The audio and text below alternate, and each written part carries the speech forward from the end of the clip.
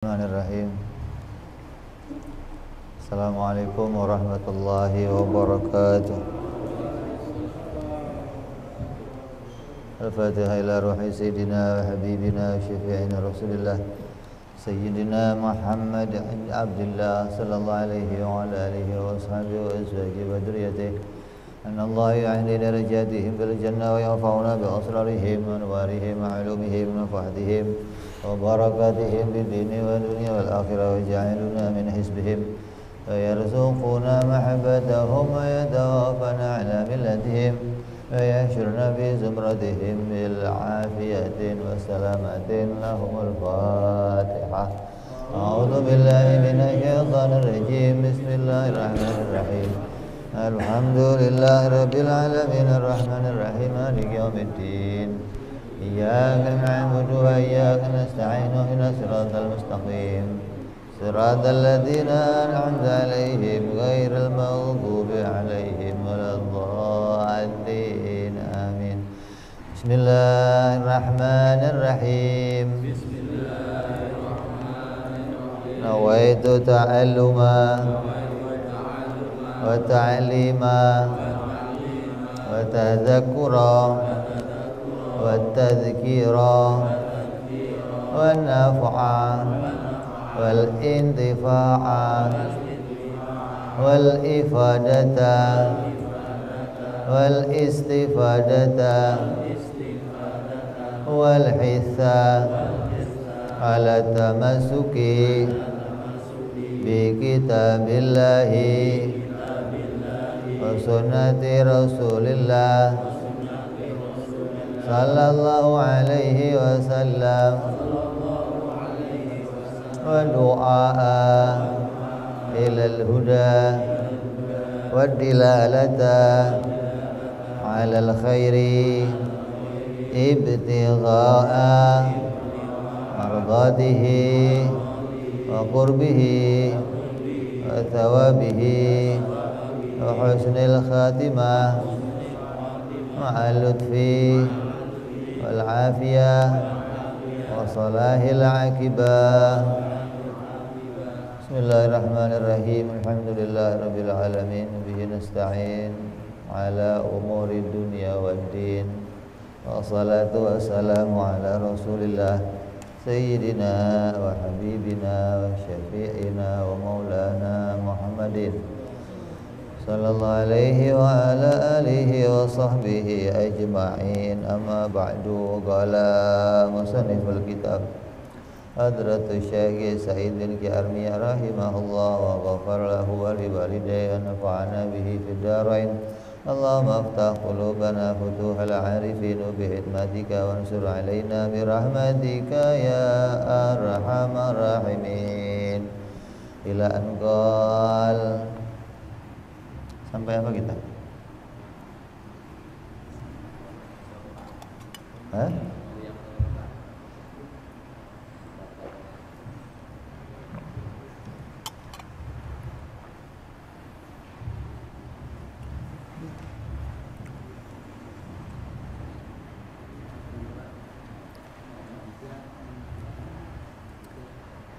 Sifat yang keempat. Adapun yang menunjukkan wajibnya sifat fatonah bagi para rasul alaihimus salatu wassalam adalah apabila para rasul tidak memiliki kecerdasan yang berlipat-lipat, tidak punya kecerdasan yang melebihi yang lainnya, maka pasti para rasul tidak bisa menghantarkan bantahan atau hujjah perlawanan kepada musuh-musuhnya. Jadi dalilnya adalah para nabi itu adalah orang-orang yang cerdas, ditunjukkan bahwa beliau selalu bisa menjawab apapun yang menjadi bantahan dari musuh-musuhnya ketika mereka menuntut kebenaran agama yang disampaikannya, menuntut berita-berita yang disampaikannya. Dari sejak zamannya Nabi Nuh alaihissalam, ini yang mulai orang menuntut bukti, menuntut dalil tentang kenabian itu dimulai sejak zaman Nabi Nuh, karena sebelumnya muslim semua. Sejak zaman Nabi Nuh baru mulai ada kekafiran hingga mereka minta bukti. Apa buktinya kalau kamu adalah utusan Allah? Maka di antara bukti bahwa para nabi itulah orang-orang yang diberikan oleh Allah fatona atau kecerdasan yang berlipat, bahwa para nabi selalu bisa membantah atau menjawab apapun yang menjadi perlawanan dari para musuh-musuhnya. Maka Nabi Nuh alaihissalam itu 950 tahun dakwah tanpa putus, tanpa berhenti, dan selalu bisa menjawab apapun yang ditanya oleh kaumnya, sampai kaumnya sendiri yang kemudian ketika Nabi Nuh itu berkata, ketika Nabi Nuh berbicara, bersabda, menyampaikan wahyu Allah, mereka yang menutup kuping. Udah. Bayangin tiap hari itu diomong. Enggak sehari 2 hari, coba 950 tahun. Hari ini belum mau masuk, besok disamperin lagi. Besok belum mau, minggu depan terus lagi, bulan depan terus, tahun depan terus tanpa berhenti. Yang 10 tahun dapatnya 1 orang. Kalau majelis taklim bubar itu. Coba ente majelis taklim setahun yang datang cuma orang 1, besok ganti buka warung Indomie. Ini kayaknya nggak cocok buat majelis taklim. Udah buka warung sate aja lah.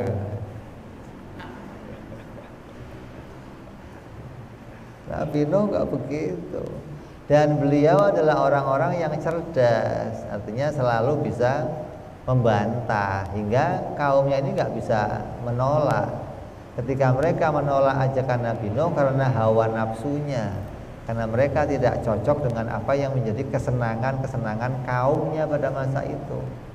Kaum Nabi Nuh itu pada masa itu kaya-kaya, anaknya banyak. Jadi mereka merasa kami sudah cukup semua, apa yang kami kurang? Di 950 tahun, tiap hari Nabi Nuh selalu menunjukkan kepada kaumnya bagaimana Allah Subhanahu wa ta'ala adalah zat yang menciptakan segala sesuatu.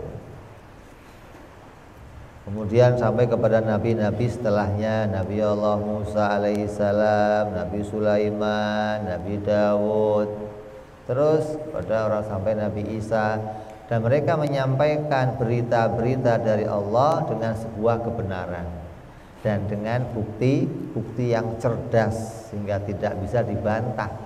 Sepintar apapun orang pada masa itu ketika mau membantah para nabi nggak bisa. Karena yang disampaikan Nabi itu fakta. Bagaimana sebuah fakta mau dibantah, bagaimana sebuah fakta mau dilawan.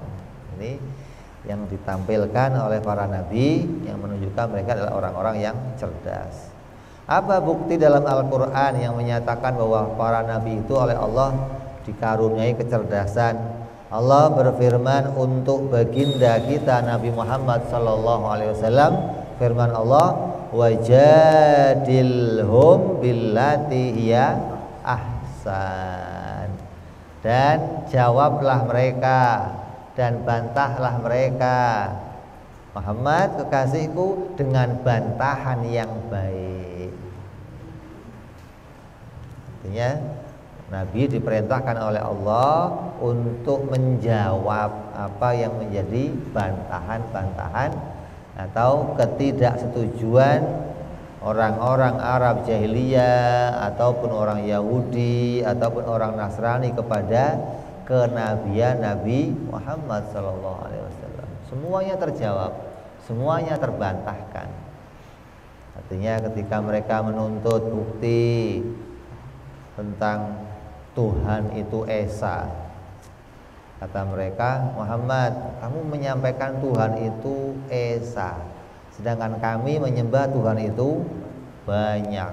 Artinya yang menjadi perantara kami untuk ke Tuhan itu banyak. Ini perantara untuk urusan air, ini urusan anak, ini urusan rezeki, ini urusan tanah, ini urusan perceraian, ini urusan komplit. Ini ada perwakilan masing-masing. Tuhannya 360 Tuhan.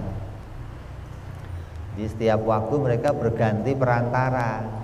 Hari ini pakai perantara ini, besok pakai perantara ini. Kata mereka begitu. Kami sih sebenarnya nggak menyembah ini Muhammad, ini hanya perantara kami. Gitu. Makanya ini juga di antara dalil yang dipakai oleh orang-orang Wahabi, melarang kita untuk tawasul. Tawasul sama Syekh Abdul Qadir Jailani, tawasul sama Nabi Muhammad, tawasul sama para wali-wali, tawasul sama para malaikat. Maka kata mereka itu sama kayak orang Arab dulu, nyembahnya Allah tapi tawasulnya kepada Lata, kepada Uzza, kepada Manal, Hubal. Ini tuduhan mereka begitu.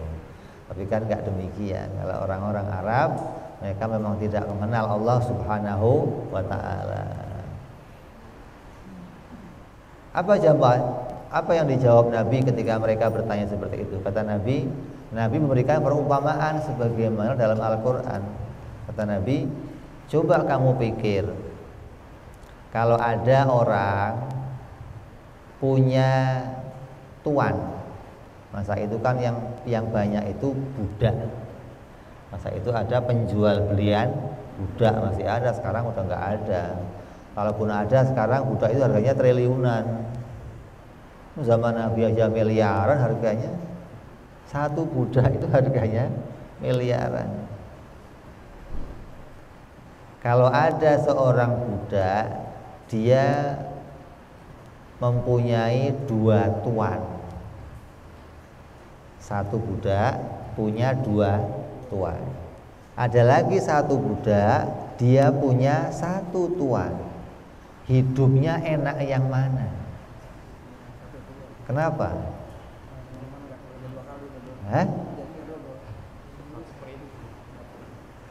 Ini punya 2 tuan aja keder, apalagi tuannya berlawanan umpamanya. Yang satu nyuruh duduk, yang satu nyuruh berdiri. Itu mau ikut yang mana ini? Tapi kalau tuannya itu 1, ya kamu indah hidupnya. Asal selesai perintahnya kamu istirahat.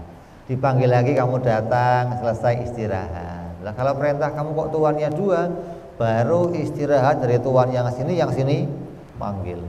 Belum sempat selesai panggil yang sini. Baru istirahat panggil lagi. Wah. Ini baru 2. Lah kalau 360 apa enggak tambah keder? Nah, maka dengan diajak berpikir seperti itu mereka, oh iya juga ya. Artinya bantahan itu sangat mudah. Mereka diingatkan bahwa kamu ini kan juga budak, kita ini budak hambanya Allah. Kalau kita menghamba kepada beberapa tuan ya repot. Ada hambanya matahari, kamu ngurusin matahari tiap hari ini. Nanti pindah lagi hambanya bulan, nanti pindah lagi hambanya api. Ini bagaimana? Enggak keder kehidupannya.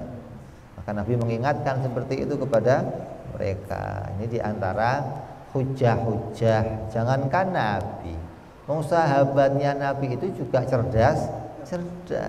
Mereka orang-orang yang pinter, mereka orang-orang yang selalu bisa memberikan ajakan, bantahan ketika mereka itu dianggap ajarannya ajaran yang tidak benar.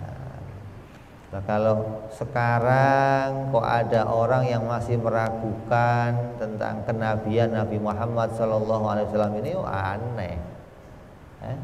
Artinya apa? Al-Quranul Karim itu satu-satunya kitab, satu-satunya buku yang ditulis yang kemudian dibawa oleh seorang nabi yang sampai sekarang masih otentik, itu satu-satunya kitab yang tidak terbantahkan. Sejak dulu sampai sekarang belum ada yang membantah. Artinya membantah, menemukan kesalahan-kesalahan satu ayat dengan ayat yang lain yang kontradiktif, yang saling berlawanan. Atau ada ayat-ayat yang dianggap ayat ini menunjukkan perkara yang salah. Enggak ada. Kalau bicara ayat ini belum terbukti, ya ada dalam Al-Quran dikatakan oleh para saintik itu orang-orang para peneliti, 80% berita dalam Al-Quran sudah ditemukan faktanya. 80%, berarti kurang berapa? 20% ini bukan ditemukan salahnya, bukan, belum dibuktikan kebenarannya. Berarti kamu belum menemukan kesalahan satupun dari Al-Quran. Dan satu-satunya kitab yang seperti itu ya hanya Al-Quran. Buku yang lain yang ditulis oleh manusia siapa saja di zaman sekarang ini banyak yang tersingkir. Kenapa tersingkir? Ketika dibuktikan ternyata nggak nyata, nggak dipakai. Dibuktikan ternyata bohong, nggak dipakai. Dan semua demikian. Dan hanya Al-Quran yang bertahan sampai sekarang, yang tidak ada satupun yang bisa membantah, menunjukkan ini beritanya salah, nggak ada. Kayak kalau kamu kok bisa mengatakan Nabi Muhammad itu bukan utusan Allah, nggak punya dasar. Karena seorang utusan Allah Subhanahu wa Ta'ala adalah orang yang selalu benar dalam berbicara. Dan buktinya apa yang dibicarakan Nabi, yaitu wahyu yang Allah sampaikan sebanyak satu Al-Quran, 30 juz, 114 surat. Ini semua dibuktikan kebenarannya dan tidak dibuktikan salahnya. Jadi kita harus bisa menunjukkan bahwa Al-Quran adalah kitab yang sangat istimewa. Kemudian Nabi Muhammad SAW itu menunjukkan Al-Quranul Karim adalah sebuah berita yang oleh Nabi, berita yang sangat dibanggakan. Kenapa? Karena menurut Nabi Muhammad SAW bahwa Al-Quran ini adalah kitab yang bisa dipakai untuk menuntun manusia sampai sepanjang zaman. Kapan saja manusia itu hidup dan dia berpikir, dia melihat Al-Quran, maka dia akan bisa menemukan satu kebenaran. Ini mukjizat yang oleh Nabi dibanggakan, sampai mukjizat itu bisa terus ada sampai akhir zaman nanti. Adapun mukjizat yang lainnya, ini mukjizat yang sekilas, artinya hanya dilihat oleh orang masa itu dan tidak dilihat oleh orang-orang setelahnya. Seperti Nabi membelah rembulan, Nabi mengeluarkan susu dari tangannya, mengeluarkan air dari tangannya, Nabi membuat keberkahan dengan tangannya, makanan yang sedikit jadi banyak. Ini yang demikian enggak dilihat oleh umat-umat setelahnya. Tapi Al-Quranul Karim adalah kitab yang kemudian terus bisa disaksikan kebenarannya sampai nanti akhir zaman. Maka Nabi begitu membanggakan Al-Quran dibandingkan mukjizat-mukjizat yang lainnya. Begitupun nabi-nabi yang lain, Nabi Isa alaihi salam juga orang yang bisa menyampaikan hujah. Nabi Musa alaihissalam juga hujah kepada Fir'aun. Bukan terus berapa kali Nabi Musa hujah kepada Fir'aun dan kaum Fir'aun itu ketika taslim, kemudian setelah mendapatkan keamanan ingkar lagi. Sampai berpuluh kali Allah jadikan ujian kepada orang-orang Fir'aun, orang Mesir itu mengikuti apa yang menjadi doanya Nabi Musa, dikabulkan oleh Allah, hajat mereka terlaksana, kemudian ingkar lagi. Jadi Fir'aun itu beberapa kali dipermalukan oleh Nabi Musa alaihissalam ketika Fir'aun mengumpulkan bala tentaranya untuk menunjukkan bahwa Musa ini bukan apa-apa. Maka seluruh ahli sihir dikumpulkan dalam riwayat ada 1000 orang, dalam riwayat ada banyak orang. Yang penting kita mengimani tukang sihirnya banyak gitulah, orang-orang kayak Harry Potter gitu maksudnya. Jadi kodok gitu, masa begitu kan? Maka tukang sihir itu ketika berkumpul dengan sesamanya, maka mereka merasa kuat. Mereka merasa, wah ini kesempatan kita, ini kita bisa berkumpul dengan satu jurus, kita hancurkan dia. Maka semuanya bersatu untuk melawan Nabi Musa. Nabi Musa alaihissalam berhasil Allah jadikan menjadi orang yang Allah jadikan mengeluarkan satu mukjizat yang rupanya ular. Ularnya kecil, dari tongkat jadi ularnya kecil. Nah ularnya mereka, ular gede-gede dimakan semua habis. Kata tukang sihir, tidak mungkin ada ular sihir bisa makan, nggak ada. Sejarah persihiran itu nggak ada ular bisa makan. Ular itu ya hanya bayangan saja, nggak bisa makan, nggak bisa. Ketika mereka makan ular-ular itu, maka mereka mengatakan ini bukan sihir, ini pasti mukjizat dari Allah. Ini ular beneran kalau ini bukan ular sihir. Nabi Musa alaihissalam datang kepada Fir'aun dalam keadaan penuh dengan keyakinan bahwa Fir'aun akan bisa ditundukkan, datang bersama Nabi Allah Harun alaihissalam. Banyak cerita yang mengatakan Nabi Musa pada masa itu enggak pede. Artinya enggak pede itu bukan artinya dia enggak yakin untuk bisa melawan Fir'aun.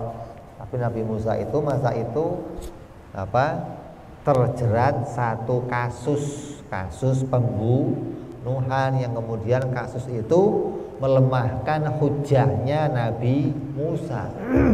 Dianggap kalau Nabi Musa nanti menyampaikan satu dakwah dengan alasan dia itu punya kasus itu akan dijadikan dia untuk diam berbicara. Udah kamu nggak usah ngomong lah, kamu aja punya kasus masih. Maka Nabi Musa meminta Nabi Harun alaihissalam untuk menyampaikan hujahnya kepada Fir'aun. Di antara hujah Nabi Musa apa? Ketika Fir'aun ditanya, wahai Fir'aun, apakah kamu Tuhan? Iya, kata Fir'aun, ana rabbukumul a'la. Saya Tuhan kalian yang paling tinggi. Coba. Kata Fir'aun, di dunia ini tidak ada penguasa selain saya. Di dunia ini tidak ada Tuhan selain saya. Di langit, saya nggak tahu di langit.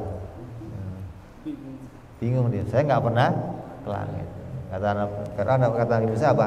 Tuhanku penguasa dunia, penguasa langit. Maka Fir'aun perintahkan kepada Haman, Haman, bikinkan saya bangunan yang tinggi, saya mau naik ke atas, saya mau lihat Tuhannya Musa. Begitu naik ke atas, bangunannya jadi, Fir'aun ambil panah, dipanah ke atas, mau bunuh Tuhannya Musa.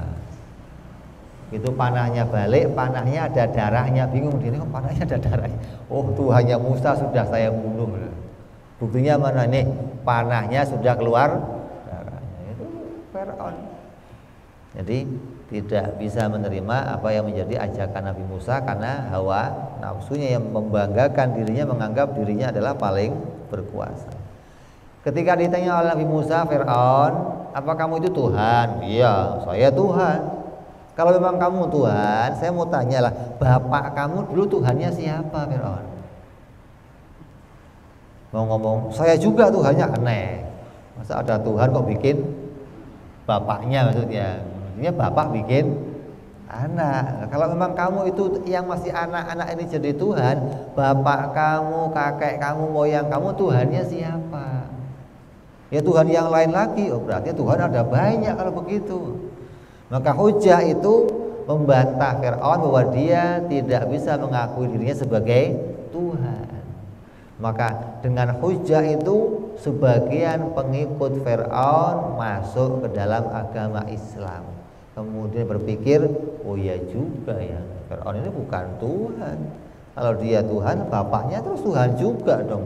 Nyatanya bapaknya mati, masa Tuhan bisa mati?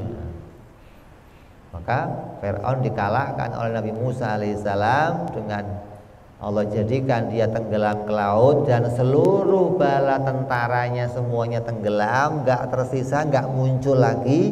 Satu ini dimunculkan oleh Allah. Untuk apa ini? Untuk tanda ini loh, orang yang ngaku Tuhan mati juga. Orang yang ngaku-ngaku Tuhan juga mati. Tuh diambangkan mayatnya, kemudian dijadikan oleh Allah mayat itu sampai ke pinggir dan ditemukan oleh orang, kemudian dirawat dan dijadikan sampai sekarang bahan tontonan untuk bisa tafakur. Siapa saja yang menentang kepada Allah, durhaka kepada Allah, maka Allah abadikan dia dalam siksaan. Zahirnya Fir'aun diabadikan oleh Allah, bukan untuk dibanggakan, tapi untuk dihinakan tiap waktu. Orang akan selalu menghina dia, mencaci dia. Ini bentuk dari satu perkara yang kemana apabila seseorang itu betul-betul melawan atau membantah apa yang menjadi ajakannya para nabi alaihi wassalatu wassalam. Ini tanda bahwa apabila nabi itu tidak diberikan oleh Allah kecerdasan, maka pasti para nabi tidak bisa berhujjah.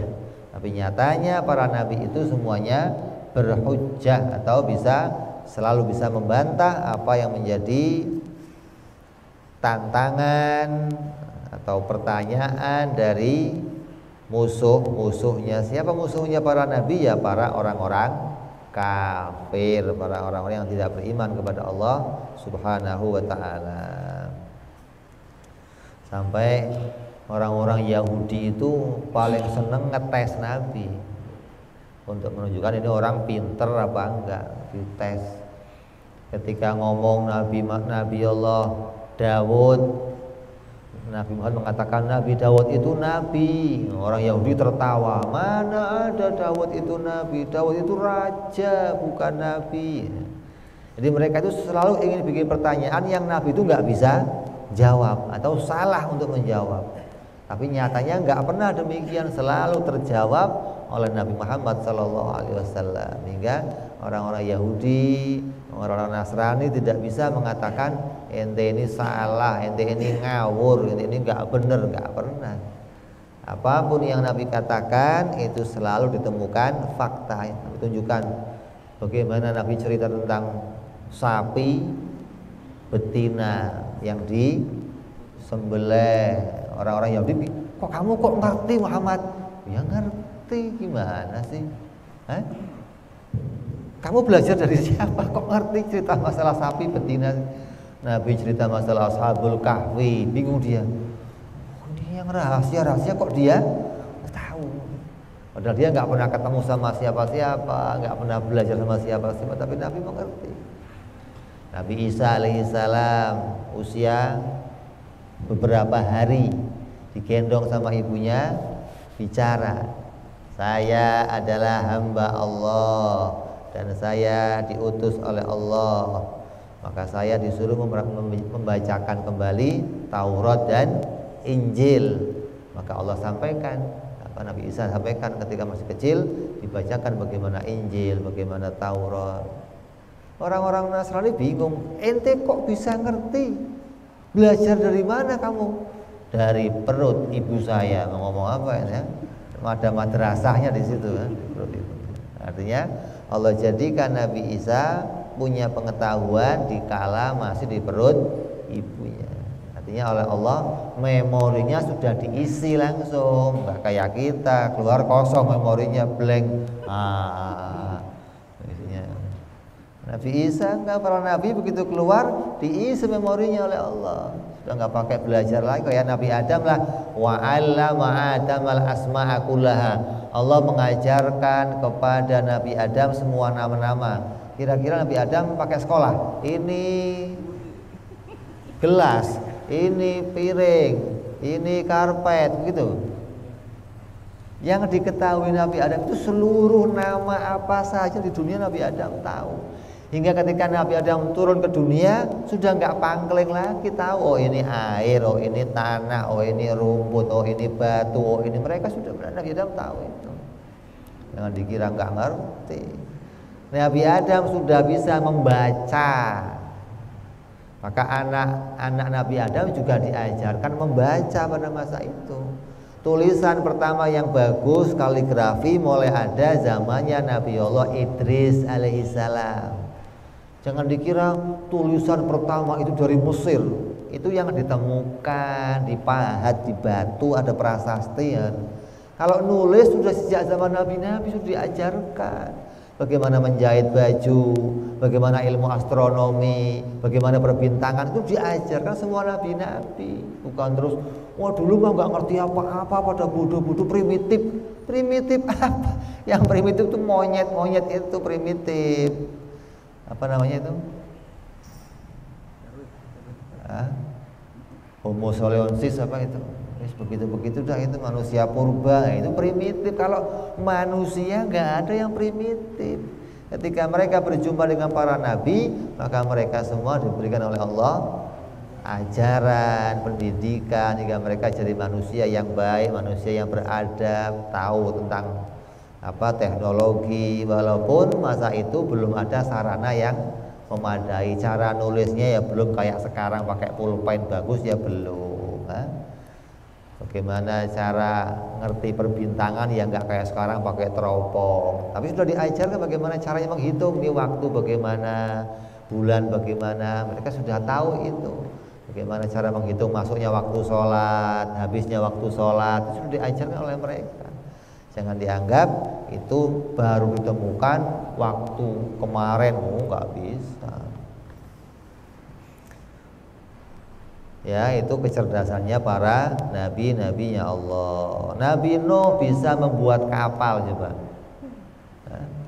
Bisa bikin kapal. Belum ada orang bikin kapal. Nabi Nuh bikin kapal. Bagaimana motongnya coba ini? Gerajinya bagaimana? Pakai apa gerajinya?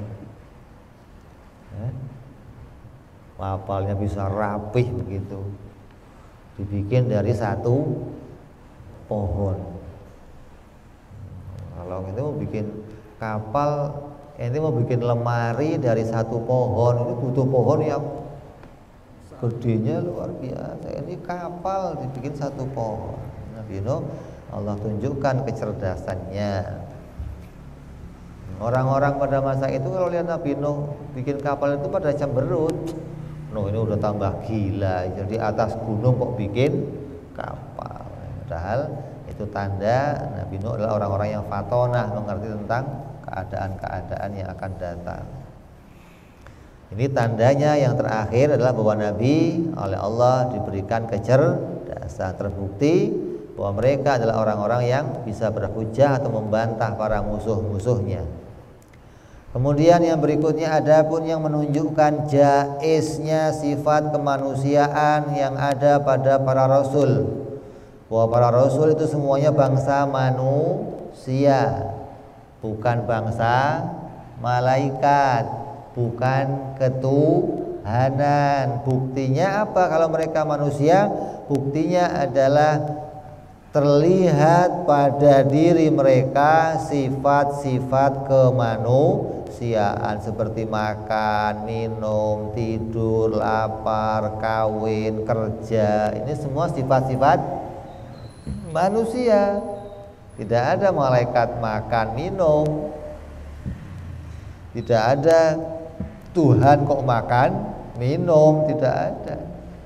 Makanya di dalam Al-Quran Allah tunjukkan apa? Ketika orang-orang itu mengatakan Tuhan itu, Nabi Isa itu Tuhan, maka kata Quran, Allah tunjukkan kepada Nabi Muhammad SAW, tanyakan kepada mereka, apakah Nabi Isa itu makan? Makan. Oh Tuhan kok makan? Kalau Tuhan makan gimana? Kalau nggak makan berarti kalau lapar terus Lemes.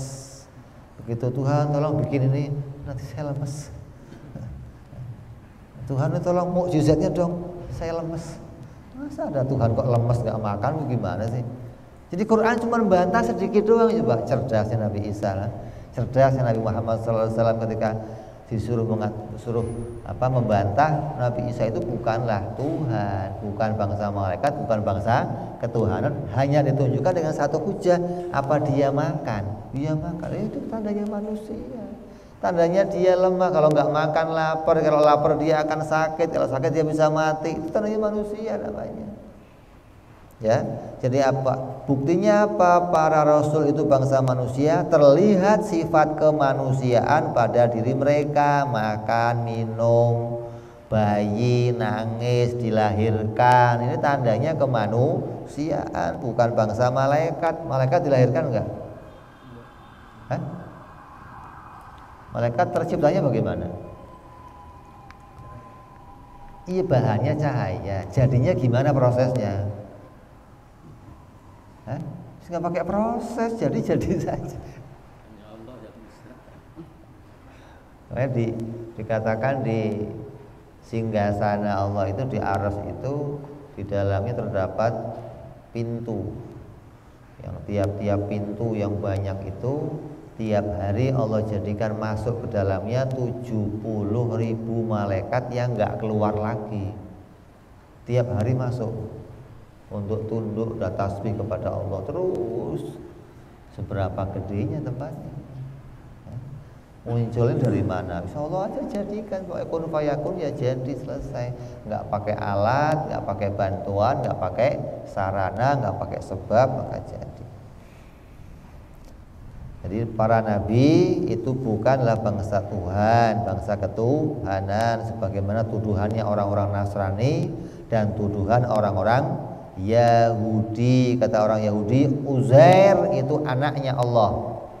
Kata orang Nasrani, Isa itu anaknya Allah. Jadi Yahudi Nasrani keduanya menyangka, ada yang menyangka Tuhan itu punya anak dan anaknya turun ke dunia.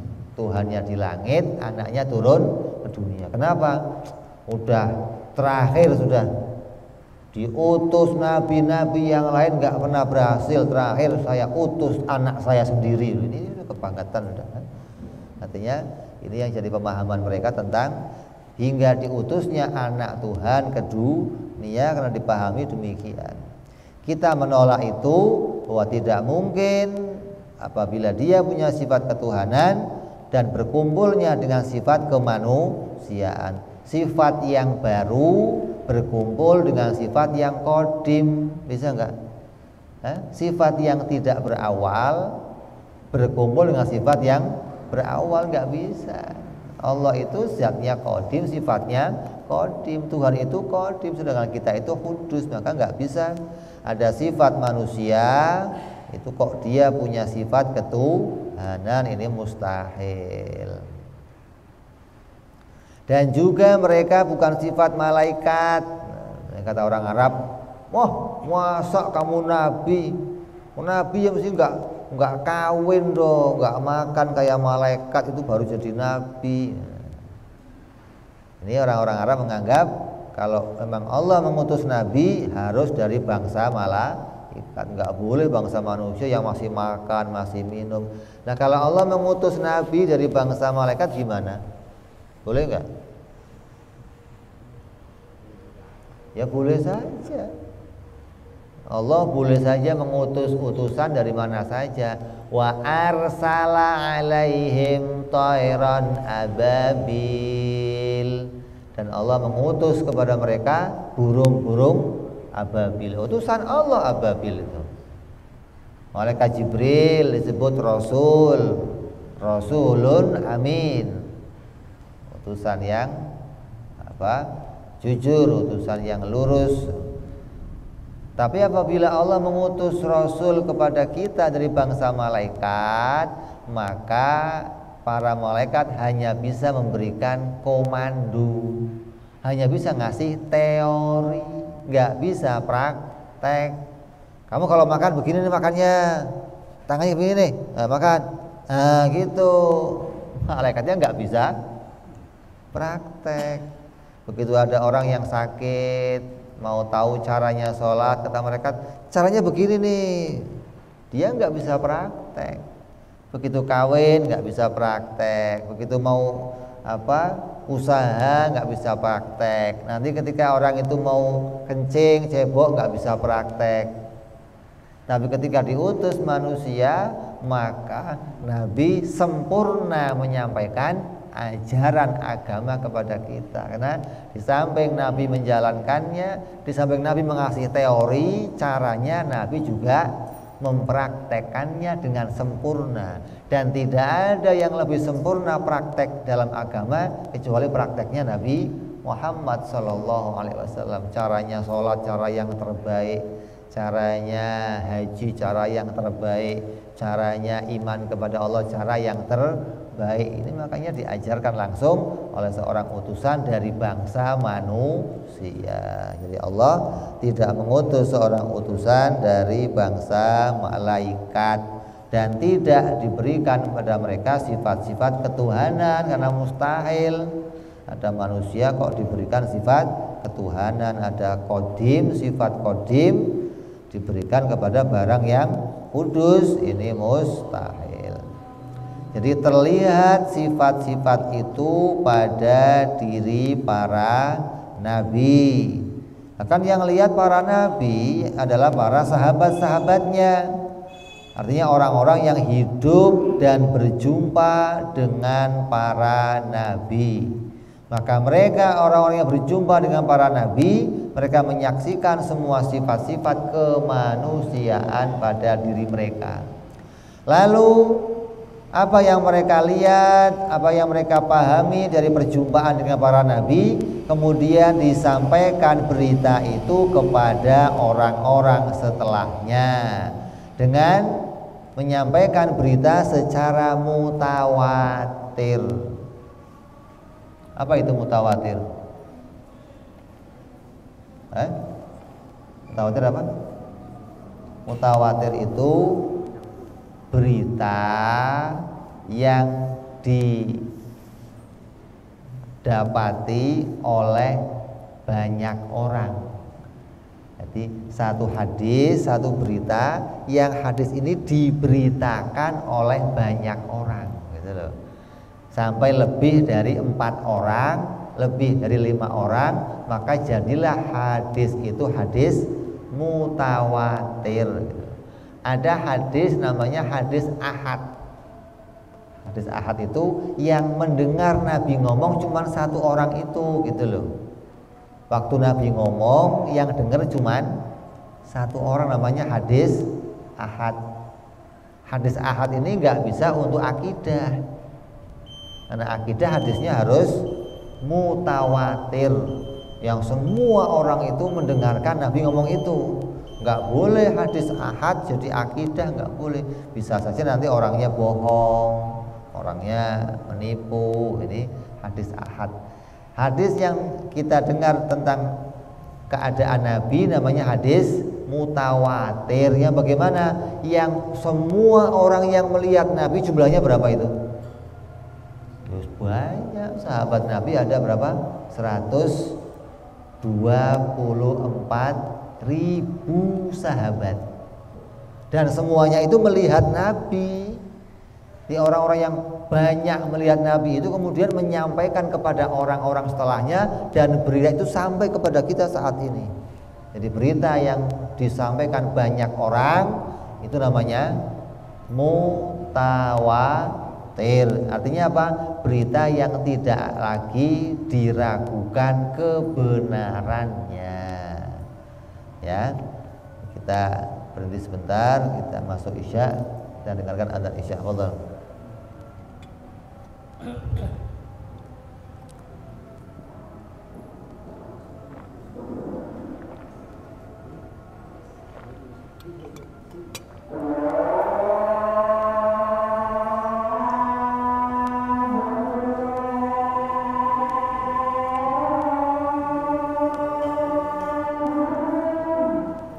Allahu Akbar, Allahu Akbar.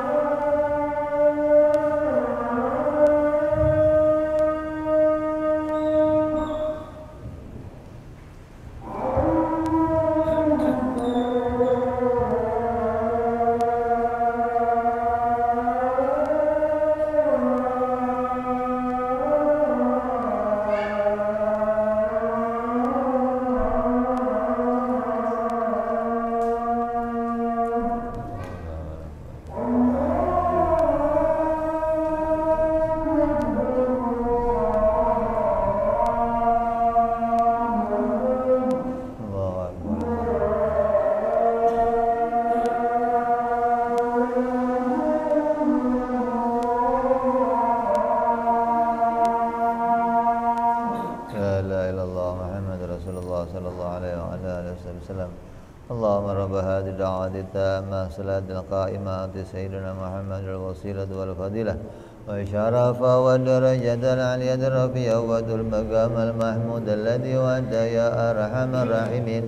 Rabbi ighfir li wa li walidayya Rabbi ighfir li wa li walidayya Rabbi ighfir li wa li walidayya ya Allah. Rabbi ighfir li wa li walidayya Rabbi ighfir li wa li walidayya warhamhuma kama rabbayana saghira. Allahumma barik lana wa fi auladina wa hifadhum wa la tadurruhum warzuqna birrahum wa wafiqhum li ta'atik.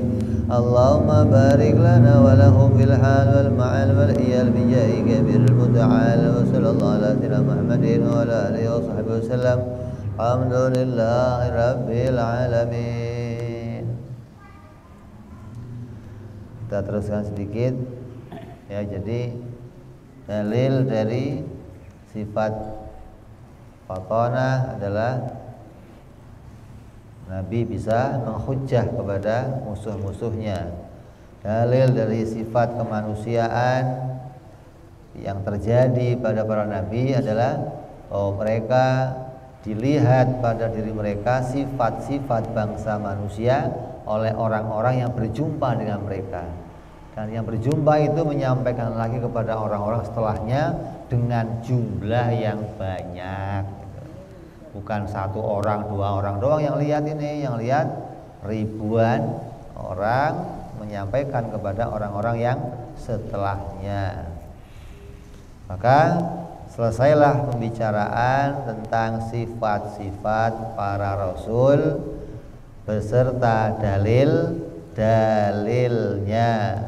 Maka pembicaraan mu'taqad yang dikhususkan bagi para rasul itu sudah kita bicarakan. Yang wajib ada 4, yang mustahil ada 4, yang jaiz ada 1, lawannya juga 1, jumlahnya ada 10.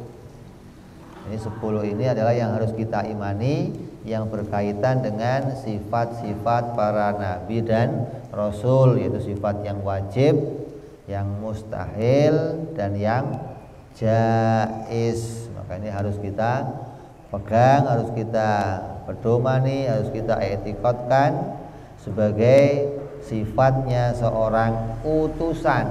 Jadi seorang utusan harus punya sifat-sifat ini. Kalau tidak punya sifat-sifat ini, maka dia bukan seorang utusan. Lalu setelah bicara ini tentang perkara yang menjadi pokok keimanan dari para nabi yang berkaitan dengan sifat nabi, maka berikutnya bicara lagi tentang yang disampaikan nabi. 10 tadi kaitan sama apa? Yang 10 tadi kaitan sama apa? Sifat para nabi. Maka ditambah lagi nanti 4 perkara yang berkaitan tentang yang diberitakan oleh nabi, khabar yang harus kita imani, yang menjadi pokok keimanan, termasuk pula yang diberitakan oleh para nabi, yaitu yang masuk dalam rukun iman, yaitu iman kepada para nabi-nabi Allah, iman kepada para malaikat, iman kepada kitab-kitab yang ada dari langit, dan iman kepada hari akhir. 4 perkara ini akan kita bahas insyaallah perjumpaan yang akan datang. Wallahu a'lam bishawab. Wa ila hadratin nabi. Al-Fatihah. A'udzu billahi minasyaitonir rajim. Bismillahirrahmanirrahim. Alhamdulillahi rabbil alamin arrahmanir rahim maliki yaumiddin. Iyyaka na'budu wa iyyaka nasta'in ihdinas siratal mustaqim siratal ladzina an'amta 'alaihim ghairil maghdubi 'alaihim waladdallin amin. Ya Rabbana i'tarafna bi anana i'tarafna wa anana asrafna 'ala ladha'i ashrafna فاكتب علينا توبة تغسل كل حوبة واستر لنا عوراتي وآمن روعتي واغفر لوالدينا ربي ومولودنا والأهل والإخوان وسائر الحلان وكل ذي محبة أو جيرة أو صحبة والمسلمين أجمع أمين ربي أسمع فضلا وجودا منا لا باكتساب منا بالمصطفى رسولي نضى بكل سولي صلى وسلم ربي عليه عند الحب وآله وصحبه داد طاسي صحبي والحمد للإله في البدء والتناهي سبحان ربك رب العزة عما يصفون وسلام على المرسلين والحمد لله رب العالمين. Assalamualaikum warahmatullahi wabarakatuh.